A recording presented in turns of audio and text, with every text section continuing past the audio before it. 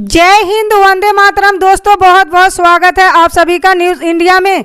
और अभी तक आपने इस वीडियो को लाइक नहीं किए तो लाइक कर लीजिए, और चैनल पर नए हैं तो चैनल को सब्सक्राइब कर लीजिए, साथ में बेल आइकन भी प्रेस कर लीजिए और वीडियो को ज़्यादा से ज़्यादा शेयर कीजिए। चलिए दोस्तों, आप सभी को बता दें कि उत्तर प्रदेश विधानसभा चुनाव से पहले सूबे में आया राम गया राम के दौर शुरू हो चुका है। चुनाव की तारीखों के ऐलान के बाद नेता अपना फायदा नुकसान देखते हुए दल बदल रहे हैं। इसी क्रम में भारतीय जनता पार्टी ने प्रियंका गांधी, अखिलेश यादव और मायावती को बड़ा झटका दिया है। कांग्रेस के एक, समाजवादी पार्टी के 2 और बसपा का एक नेता सोमवार को भाजपा में शामिल हो गए। डिप्टी सीएम केशव प्रसाद मौर्य और भाजपा उपाध्यक्ष दया शंकर सिंह की मौजूदगी में ये नेता बीजेपी का दामन थाम लिए हैं।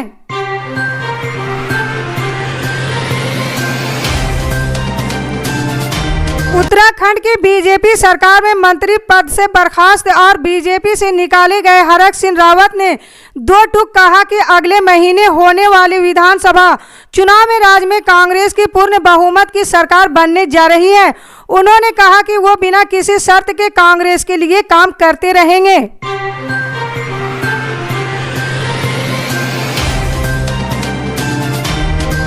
पंजाब विधानसभा चुनाव की तारीख को आखिरकार चुनाव आयोग ने बदल दिया है। अब पंजाब में 14 फरवरी की जगह 20 फरवरी 2022 को मतदान होगा। संत रविदास जयंती की वजह से लगभग सभी राजनीतिक दलों ने इसकी मांग की थी।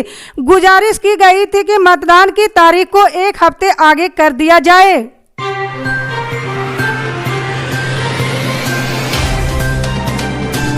बिहार में बीजेपी प्रदेश अध्यक्ष डॉक्टर संजय जायसवाल ने जनता दल यूनाइटेड को चेताया है कि एनडीए गठबंधन को मजबूत रखने के लिए मर्यादा का पालन रखना चाहिए। संजय जायसवाल ने कहा कि जनता दल यूनाइटेड को गठबंधन धर्म का पालन करते हुए प्रधानमंत्री नरेंद्र मोदी के साथ ट्विटर खेलना बंद करना चाहिए। उन्होंने कहा कि अगर प्रधानमंत्री के साथ जेडीयू के नेता ट्विटर खेलेंगे तो बिहार के 76 लाख बीजेपी कार्यकर्ता इसका जवाब देना जानते हैं। जायसवाल ने सीएम नीतीश कुमार की कुर्सी तक का जिक्र कर दिया।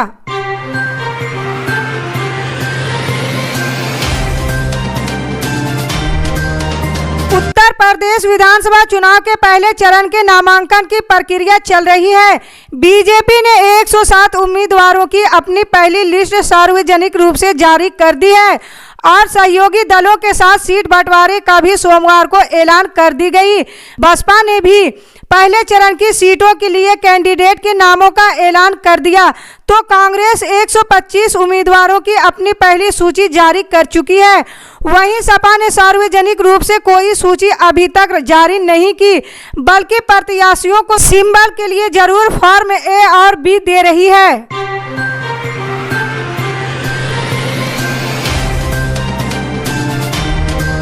उत्तर प्रदेश विधानसभा चुनाव की सियासी तपिश के बीच ओबीसी नेताओं के सपा में शामिल होने से गड़बड़ाए राजनीतिक समीकरण को बीजेपी दुरुस्त करने में जुटी है। बीजेपी ने अपने सहयोगी दलों को खास अहमियत देकर सियासी इमेज कंट्रोल करने की रणनीति अपनाई है। बीजेपी अपना दल को तवज्जो देने के साथ साथ संजय निषाद की पार्टी को राज्यभर से करीब 2 गुना ज्यादा सीटें दे रही है। संजय निषाद ने खुद कहा है कि बीजेपी उन्हें 15 विधानसभा सीटें दे रही है, जिन पर वो अपने कैंडिडेट उतारेंगे।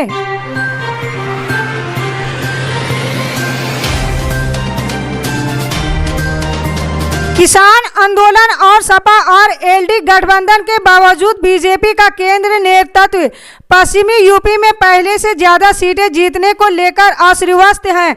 उसे कुछ जीती हुई सीटें बदलने की आशंका तो है, लेकिन कुल चुनाव परिणामों में वो इस इलाके से पीछे रिजल्ट की तुलना में बेहतर प्रदर्शन की ही उम्मीद लगाए हैं।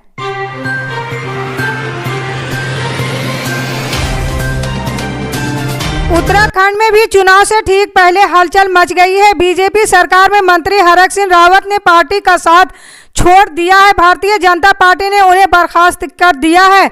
अब उनके कांग्रेस में जाने की चर्चाएं हैं, लेकिन औपचारिक तौर पर ऐसा हो नहीं सकता। रविवार शाम को दिल्ली पहुंचे हरक ने कांग्रेस के कुछ शीर्ष नेताओं से मुलाकात की, लेकिन इस बीच कांग्रेस में भी उनकी एंट्री पर घमासान हो सकता है। प्रीतम सिंह और हरीश रावत के बयानों से ऐसा लगता है।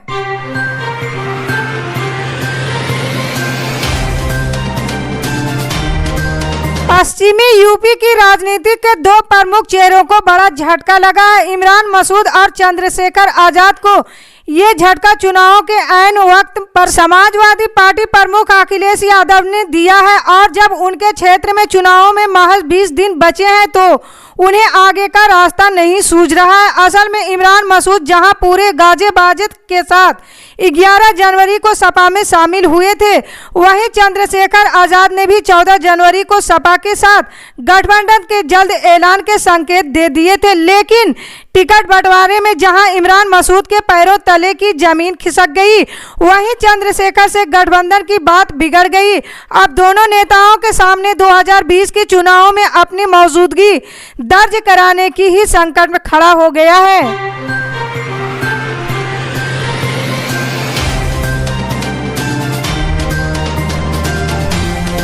उत्तर प्रदेश के लोनी से विधायक नंद किशोर गुर्जर को चुनाव आयोग का नोटिस मिला है। उन्हें 3 दिन के अंदर जवाब देना है। दरअसल उन्हें चुनाव प्रचार में धार्मिक नफरत फैलाने पर नोटिस मिला है। नंद किशोर गुर्जर ने नारा दिया है कि ना अली ना बाहुबली, लोनी में सिर्फ बजरंग बली।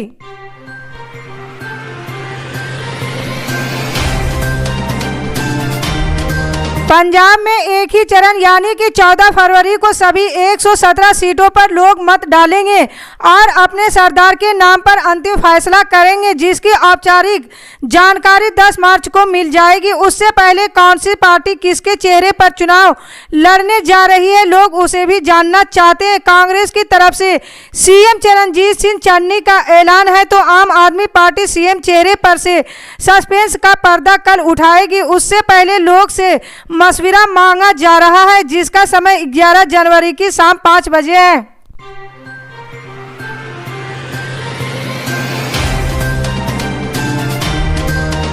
समाजवादी पार्टी और राष्ट्र लोक दल ने आगामी उत्तर प्रदेश विधानसभा चुनाव के लिए अपने 2 और उम्मीदवारों के नामों की घोषणा की है। इस लिस्ट में छपरौली से वीरपाल राठी और बड़ौद से जयवीर सिंह तोमर को टिकट दिया गया है। गठबंधन ने अब तक 38 सीटों के लिए उम्मीदवारों के नामों की घोषणा की है।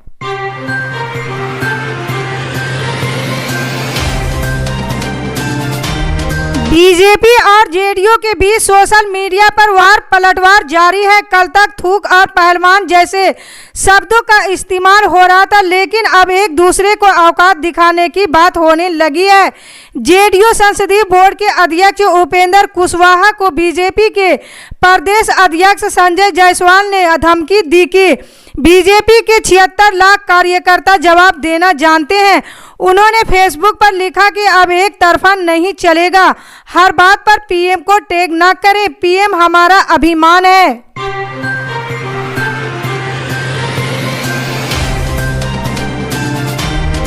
समाजवादी पार्टी के राष्ट्रीय अध्यक्ष अखिलेश यादव ने ऐलान किया है कि सभी किसानों को सिंचाई के मुफ्त बिजली और ब्याज मुक्त लोन दिया जाएगा। राजधानी लखनऊ में एक प्रेस वार्ता के दौरान पूर्व सीएम ने कहा कि किसानों के लिए बीमा और पेंशन का भी इंतजाम किया जाएगा। इस ऐलान से पहले अखिलेश ने अन्य हाथ में लेकर संकल्प लेकर बीजेपी को हटाने की किसानों से अपील की। उन्होंने कहा, हम सभी संकल्प लेते हैं कि किसानों पर अन्याय करने वालों को हराएंगे और हटाएंगे।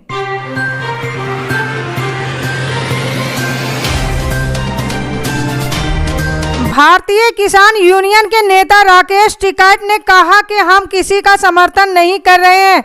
योगी जी को गोरखपुर से चुनाव जीतना चाहिए क्योंकि हमें राज्य में मजबूत विपक्ष की जरूरत है। राकेश टिकैत ने कहा, हमने कोई समर्थन नहीं दिया, लोगों को समझने में गलती हो रही है। योगी के साथ ही बीजेपी के बाकी बड़े नेताओं को भी जीतना चाहिए। ये नेता जीतेंगे तभी चुनाव के बाद विपक्ष मजबूत रहेगा।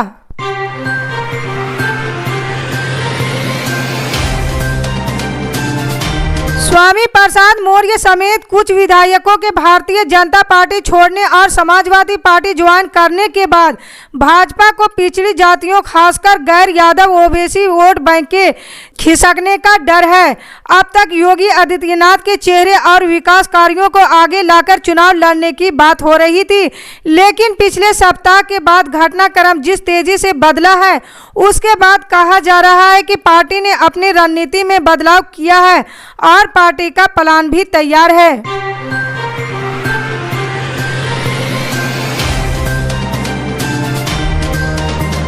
यूपी इलेक्शन के लेकर शुरू हुए प्रियंका गांधी के कैंपेन लड़की हूं लड़ सकती हूं को मध्य प्रदेश कांग्रेस ने भी शुरू किया है। इसके बाद से इस नारे पर सियासत तेज हो गई है। बीजेपी इसे बेतुका बता रही है और चुनावी ड्रामा करार दे रही है।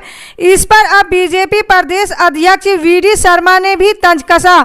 उन्होंने कहा कि बेहतर होगा कि बेटी को लड़ाओ नहीं पढ़ाओ और इसके साथ बीजेपी ने एक नया नारा भी दिया है।